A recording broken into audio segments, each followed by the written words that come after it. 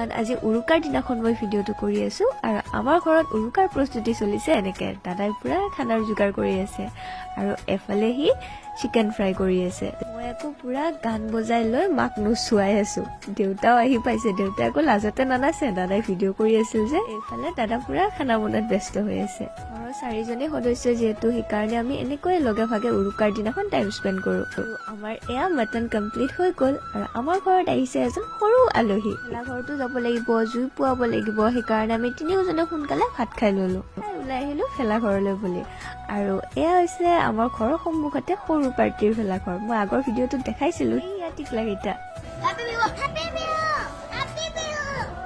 আৰু এতিয়া দেখাম ডাঙৰ পাৰ্টিৰ ভেলাঘৰ এয়া হৈছে ডাঙৰ পাৰ্টিৰ ভেলাঘৰ সিহঁতে ধুনীয়া ডেক'ৰেশ্যন কৰে লাইটেৰে